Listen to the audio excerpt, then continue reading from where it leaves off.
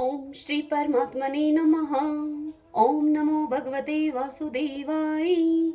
ओम श्री कृष्णाय नमो नमः। वैशाख मास महात्म्य अध्याय 9 की पावन कथा में हम आज सुन रहे हैं शंख व्याध का संवाद और व्याध के पूर्व जन्म का वृतांत। आज हम इस पावन कथा का रसपान कर रहे हैं। श्रुतदेव जी विदेहराज जनक से कहते हैं कि हे मिथिलापते, हे राजन, पंपा के तट पर कोई शंख नाम से प्रसिद्ध परम यशस्वी ब्राह्मण थे, जो कि बृहस्पति के सिंह राशि में स्थित होने पर कल्याण में गोदावरी नदी में स्नान करने के लिए गए। मार्ग में परम पवित्र भीमरथी को पार करने के बाद दुर्गम, जल शून्य एवं भयंकर निर्जन वन में धूप से विकल हो गए थे। वे वैशाख का महीना था और दोपहर का समय। वे किसी वृक्ष के नीचे जा बैठे। इसी समय कोई दुराचारी व्याध हाथ में धनुष धारण किए हुए वहां पर आया। ब्राह्मण के दर्शन से उसकी बुद्धि पवित्र हो गई और वह व्याध इस प्रकार बोला, हे मुने, मैं अत्यंत दुर्बुद्धि एवं पापी हूँ। मेरे ऊपर आपने बड़ी ही कृपा की है, क्योंकि साधु महात्मा स्वभाव से ही दयालु होते हैं। कहाँ मैं नीच कुल में उत्पन्न हुआ व्याध, और कहाँ मेरी ऐसी पवित्र बुद्धि। मैं इसे केवल आपका ही उत्तम अनुग्रह मानता हूँ। हे साधु बाबा, मैं आपका शिष्य हूँ, आपका कृपा पात्र हूँ। साधु पुरुषों का समागम होने पर मनुष्य फिर कभी दुख को नहीं प्राप्त होता। अतः आप मुझे अपने पापनाशक वचनों के द्वारा ऐसा उपदेश दीजिए जिससे संसार बंधन से छूटने की इच्छा रखने वाले मनुष्य अनायास ही भवसागर से पार हो जाते हैं। साधु पुरुषों का चित्त सबके प्रति समान होता है। वे सब प्राणियों के प्रति दयालु होते हैं। उनकी दृष्टि में न कोई नीच है और न उच्च, न अपना है न पराया है। मनुष्य संतप्त होकर जब जब गुरुजनों से कोई उपाय पूछता है, तब तब वे उसे संसार बंधन से छुड़ाने वाले ज्ञान का उपदेश किया करते हैं। जैसे गंगा जी मनुष्यों के पाप का नाश करने वाली है, ठीक उसी प्रकार मूढ़जनों का उद्धार करना साधु पुरुषों का स्वभाव ही माना गया है। व्याध के ये वचन सुनकर शंख मुनि ने कहा कि हे व्याध, यदि तुम कल्याण चाहते हो तो वैशाख मास में भगवान विष्णु को प्रसन्न और संसार समुद्र से पार करने वाले जो दिव्य धर्म बताए गए हैं, उनका तुम पालन करो। मुनि श्रेष्ठ शंख प्यास से बड़े ही कष्ट पा रहे थे। दोपहर के समय उन्होंने सुंदर सरोवर में स्नान किया और युगल वस्त्र धारण करके मध्याह्न काल की उपासना पूर्ण की। फिर देव पूजा करने के पश्चात व्याध के लाए हुए श्रमहारी एवं स्वादिष्ट कैद का फल खाया। जब वे खा पीकर सुखपूर्वक विराजमान हुए, उस समय व्याध ने हाथ जोड़कर उनसे कहा कि हे मुने, किस कर्म से मेरा तपोमय व्याध कुल में जन्म हुआ है और किससे ऐसी सद्बुद्धि तथा महात्मा की संगति मुझे प्राप्त हुई। हे प्रभु, यदि आप ठीक समझें तो मैंने जो कुछ आपसे पूछा है वह तथा अन्य जानने योग्य बातें भी मुझसे आप कहिए। इतना सुनकर शंख मुनि व्याध से बोले, हे व्याध, पूर्व जन्म में तुम वेदों के पारंगत विद्वान ब्राह्मण थे। शाकालय नगर में तुम्हारा जन्म हुआ था। तुम्हारा गोत्र श्रीवत्स था। तुम्हारा नाम स्तंभ था। उस समय तुम बड़े तेजस्वी समझे जाते थे, किंतु आगे चलकर किसी वैश्या में तुम्हारी आसक्ति हो गई। उसके संग दोष से तुमने नित्य कर्मों को त्याग दिया और शूद्र की भांति घर आकर रहने लगे। यद्यपि तुम सदाचार शून्य, दुष्ट तथा धर्म कर्मों के त्यागी थे, तो भी उस समय तुम्हारी ब्राह्मणी पत्नी कांतिमती ने वैश्या के सहित तुम्हारी सेवा की। वह सदा तुम्हारा प्रिय करने में लगी रहती थी। वह तुम दोनों के पैरों को धोती, दोनों की आज्ञा का पालन किया करती और दोनों से नीचे आसन पर सोती थी। इस प्रकार वैश्या के सहित पति की सेवा करती हुई उस दुखिनी ब्राह्मणी का इस भूतल पर बहुत समय बीत गया। एक दिन उसके पति ने मूली के सहित उड़द खाया और तिल मिश्रित निष्पाप भक्षण किया। उस अपथ्य भोजन से उसका मुंह और पेट चलने लगा और उसे बड़ा भयंकर भगंदर रोग हो गया। वह उस रोग से दिन रात अब जलने लगा। जब तक घर में धन रहा, तब तक वैश्या भी वहां टिकी रही और फिर बाद में वह वैश्या उसका सारा धन लेकर उस घर से चली गई। वैश्या तो क्रूर और निर्दयी होती ही है उसे छोड़कर दूसरे के पास चली गई। अब तब वह ब्राह्मण रोग से व्याकुलचित होकर रोता हुआ अपनी स्त्री से बोला कि हे देवी, मैं वैश्या के प्रति आसक्त और अत्यंत निष्ठुर मनुष्य हूँ, तुम मेरी रक्षा करो। हे सुंदरी, तुम परम पवित्र हो, मैंने तुम्हारा कुछ भी उपकार नहीं किया। हे कल्याणी, जो पापी एवं निंदित मनुष्य अपनी विनीत पत्नी का आदर नहीं करता, वह 15 जन्मों तक नपुंसक होता है। हे महाभागे, दिन रात साधु पुरुष उसकी निंदा करते हैं। तुम साध्वी और पतिव्रता हो, मैं तुम्हारा अनादर करके पाप योनि में गिरूंगा। तुम्हारा अनादर करने से जो तुम्हारे मन में क्रोध हुआ होगा, उससे मैं दग्ध हो चुका हूँ। हे राजन, इस प्रकार अनुताप युक्त वचन कहते हुए पति से वह पतिव्रता हाथ जोड़कर बोली, हे प्राणनाथ, आप मेरे प्रति किए हुए व्यवहार को लेकर दुखी न हो, लज्जा का अनुभव न करें। मेरा आपके ऊपर तनिक भी क्रोध नहीं है, जिससे कि आप अपने को दग्ध हुआ बतलाते हैं। पूर्व जन्म में किए हुए पाप ही इस जन्म में दुख रूप होकर सामने आते हैं। जो उन दुखों को धैर्यपूर्वक सहन करती है, वही स्त्री साध्वी मानी जाती है और वही पुरुष श्रेष्ठ समझा जाता है। पश्चात वह उत्तम वर्ण वाली स्त्री अपने पिता और भाइयों से धन मांग कर लाई और उसी से अपने पति का पालन करने लगी। उसने अपने स्वामी को साक्षात क्षीर सागर निवासी विष्णु जी ही माना।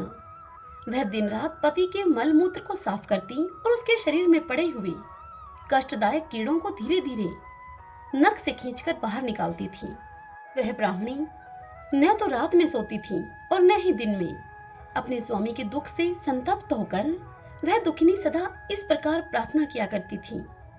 वह कहती थी कि प्रसिद्ध देवता और पितृ मेरे स्वामी की आप रक्षा करें, इन्हें रोगहीन एवं निष्पाप कर दें। मैं पति के आरोग्य के लिए चंडिका देवी को भैंस का दही और उत्तम अन्न चढ़ाऊंगी। महात्मा गणेश जी की प्रसन्नता के लिए मोदक बनवाऊंगी। 10 शनिवारों को मैं उपवास करूंगी तथा मीठा और घी नहीं खाऊंगी। मेरे पति रोगहीन होकर 100 वर्ष जिए। इस प्रकार वह देवी प्रतिदिन देवताओं से यह प्रार्थना करती थी। उन्हीं दिनों कोई देवल नामक महात्मा वहां आए। वैशाख मास में धूप से पीड़ित होकर सायंकाल के समय उस ब्राह्मण के घर में इन्होंने पदार्पण किया। ब्राह्मणी ने महात्मा के चरण धोकर उस जल को मस्तक पर चढ़ाया और धूप से कष्ट पाए हुए महात्मा को पीने के लिए उसने शरबत दिया। प्रातःकाल सूर्योदय होने पर मुनि जैसे आए थे वैसे ही चले गए। तदंतर थोड़े ही समय में उस ब्राह्मण को सन्निपात हो गया। ब्राह्मणी सौंठ, मिर्च और पीपल को लेकर जब उसके मुंह में डालने लगी, तब उसने पत्नी की उंगली काट ली। उसके दोनों दांत सहसा सट गए और ब्राह्मणी की उंगली का वह कोमल खंड उसके मुंह में ही रह गया। उंगली काटकर उस वैश्या का ही चिंतन करता हुआ वह ब्राह्मण मर गया। तब उसकी पत्नी कांतिमती ने कंगन बेचकर बहुत सा ईंधन खरीदा और चिता बनाकर वह साध्वी पति के साथ उसमें जा बैठी। उसने पति के रोगी शरीर का गाढ़ आलिंगन करके उसके साथ अपने आप को भी चिता में जला दिया। शरीर त्याग कर वह सहसा भगवान विष्णु के धाम में चली गई। उसने वैशाख मास में जो देवल मुनि को शरबत पिलाया था और उनके चरणोदक को अपने शीश पर चढ़ाया था, इससे उसको योगी गम में परम पद की प्राप्ति हुई। और तुमने अंतकाल में वैश्या का चिंतन करते हुए इस शरीर का त्याग किया था, इसलिए इस घोर व्याध के शरीर में तुम आए हो और हिंसा में आसक्त होकर सबको उद्वेग में डाला करते हो। तुमने वैशाख मास में मुनि को शरबत देने के लिए ब्राह्मणी को अनुमति दी थी। उसी पुण्य से आज व्याध होने पर भी तुम्हें सब सुखों से एकमात्र साधन धर्म विषयक प्रश्न पूछने के लिए उत्तम बुद्धि प्राप्त हुई है। तुमने जो सब पापों को हरने वाले मुनि के चरणोदक को अपने सिर पर धारण किया था, उसी का यह फल है कि वन में तुम्हें मेरा संग मिला है। हरि ओम तत्सत। ओम नमो भगवते वासुदेवाय। आज की यह कथा यहीं समाप्त हुई। कल की कथा में हम सुनेंगे भगवान विष्णु के स्वरूप का विवेचन, प्राणी की श्रेष्ठता, जीवों के विभिन्न स्वभावों और कर्मों का वर्णन तथा भागवत धर्म। आइए अब हम सब वैशाख मास की आज की कहानी सुनते हैं। बात बहुत पुरानी है। गंगा नदी के तट पर एक साहूकार और साहूकारनी रहा करते थे। साहूकार बड़ा ही कंजूस था। उस साहूकार के हाथ से एक भी पैसा दान पुण्य के नाम से नहीं छूटता था। जबकि उसकी पत्नी साहूकार ने धार्मिक विचारों वाली थी। वह दान पुण्य में विश्वास किया करती थी। वह नित्य प्रतिदिन पूजा पाठ करती थी। दान धर्म के लिए साहूकार से पैसे मांगती। तब साहूकार साहूकारनी से लड़ झगड़ कर उसे चुप करा देता था।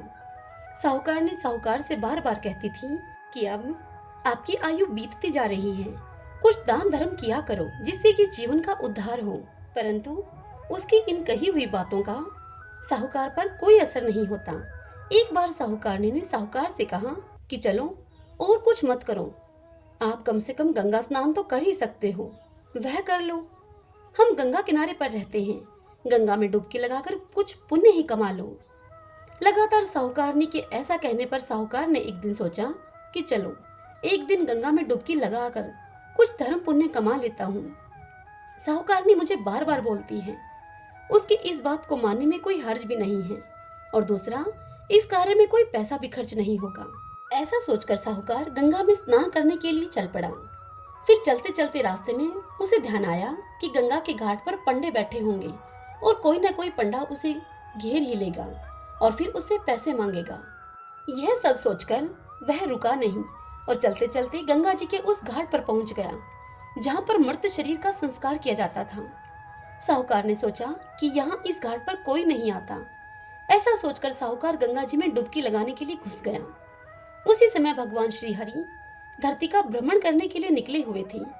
वह उस साहूकार की सारी चतुराई देख रहे थे। भगवान ने अपना रूप एक पंडे का बनाया और फिर साहूकार के पास पहुंच गए। जैसे ही साहूकार गंगा से स्नान करके बाहर निकले, पंडे का रूप बनाए हुए भगवान श्री हरि साहूकार के सामने आकर उनसे कहने लगे कि यजमान की जय हो। साहूकार यह सब देखकर हक्का बक्का रह गया और सोचने लगा कि पंडा यहाँ पर कहाँ से आ गया। तभी पंडा बने हुए भगवान हरि फिर से बोले कि यजमान की जय हो। आप जैसे यजमानों के सहारे से ही हमारे घर में रोटी पानी चलती है। आपकी कृपा हो जाए तो मेरा साल भर का रोटी पानी का जुगाड़ हो जाए। यह सुनकर साहूकार उससे बोला कि पागल तो नहीं हो गया, कहां से दिलाऊं तुझे साल भर का राशन पानी। तब पंडा रूप धारण किए हुए भगवान फिर से बोले, तो यजमान आप कृपा करके 6 महीने का भोजन पानी की ही व्यवस्था करा दें। परंतु साहूकार फिर भी नहीं माना। तब पंडा बने भगवान फिर से कहने लगे कि चलो यजमान आप एक ही दिन का राशन पानी दे दो। परंतु साहूकार अपनी ही बात पर अड़ा रहा, जरा भी टस से मस नहीं हुआ। अंत में भगवान उससे कहने लगे कि यजमान और कुछ नहीं तो एक धेला ही दे दो। जब साहूकार ने यह देखा कि यह पंडा तो मेरा पीछा ही नहीं छोड़ रहा, तब साहूकार उस पंडे से बोला कि मेरे पास तो एक धेला भी नहीं है, तुम उधार में रख लो। तब पंडा बने हुए भगवान उससे बोले कि ठीक है यजमान, आप उधार में दे दो, कुछ तो दें। अब पंडे को ऐसा कहकर साहूकार अपने घर पर आ गया। अब थोड़े समय के बाद भगवान भी पंडे का रूप धारण किए हुए साहूकार के घर पर पहुंच गए और घर जाकर उन्होंने साहूकार के घर का द्वार खटखटाया। साहूकारनी ने आकर द्वार खोला और फिर उससे पूछने लगी कि आप कौन हो। तब पंडा बने हुए भगवान उससे बोले कि मैं पंडा हूँ, गंगा के किनारे पर रहता हूँ, आप जैसे यजमानों का दिया हुआ खाता हूँ। और फिर पंडा कहने लगा कि आज सुबह आपके पति गंगा स्नान करने के लिए गए थे और मुझे एक धेला देने की उधार करके आए थे, मैं वही धेला लेने के लिए आया हूँ। इस बात को सुनकर वह साहूकारनी अब घर के भीतर गई और जाकर साहूकार के पास वह बोली, जिससे आप धेला देने की उधार करके आए थे वह धेला लेने के लिए आया हुआ है। साहूकारनी की इस बात को सुनकर साहूकार घबराने लगा और सोचने लगा कि यह पंडा यहाँ तक कैसे पहुंच गया और वो भी धेला लेने के लिए। साहूकार की तो चमड़ी चली जाए पर दमड़ी न जाए, अर्थात धन न जाने पाए। इसके लिए साहूकार हर प्रयास करता है और यह कहावत यहाँ सिद्ध भी हो रही है। साहूकारनी की सारी बात सुनकर साहूकार उसे कहने लगा अब कि उसे जाकर कह दो कि मेरी तबीयत ठीक नहीं है, मैं बीमार हूँ, अभी नहीं मिल सकता धेला, फिर किसी दिन आना। साहूकारनी ने बाहर जाकर उस पंडे से यह सब कह दिया कि मेरे पति बीमार हैं, फिर कभी आना। तब भगवान बोले कि हमारा यजमान बीमार है और इतना सुनकर भी हम द्वार से ही लौट जाएं, ऐसा नहीं हो सकता। मैं अपने यजमान के लिए यहीं पर रहकर पूजा पाठ करूंगा। आप मेरे लिए भोजन की व्यवस्था करा दें। साहूकार ने अब घर के अंदर फिर से गई और साहूकार से कहने लगी कि वह तो बोल रहा है कि मैं नहीं जाऊंगा, मेरे लिए आप भोजन बनवाओ, मैं यजमान के लिए पूजा पाठ करूंगा। अब तो साहूकार यह सब सुनकर हैरान रह गया और फिर साहूकारनी से कहने लगा कि जाओ, उसे जाकर तुम कह दो कि मैं तो मर गया। तब साहूकारनी कहने लगी कि यह तुम क्या कह रहे हो? साहूकार बोला कि जैसा मैं कह रहा हूं तुम वैसा ही करो ना। तब साहूकारनी रोती रोती बाहर आई और पंडित से बोली, आप यहाँ से जाइए, मेरे पति की मृत्यु हो गई है। अब यह सब सुनकर पंडा भेष बनाए हुए भगवान हक्के बक्के रह गए और मन में सोचने लगे कि यह कैसा प्राणी है, धेला ना देना पड़े इसके लिए क्या क्या कर रहा है। परंतु भगवान भी कहाँ मानने वाले थे। वह साहूकारनी से बोले कि ये तो बड़ी ही गलत बात हो गई, अब आप अकेली हो गई, गृहस्थी का सारा भार आप पर आ गया। ऐसा करता हूँ कि मैं गांव में जाकर सबको साहूकार जी के मरने की सूचना दे आता हूँ। इससे पहले कि साहूकारनी पंडे से कुछ कहती, पंडा तो भगवान थे, वह निकल पड़े बाहर की ओर और फिर जाकर सबको सूचित कर दिया कि फलां फलां साहूकार की मृत्यु हो गई है।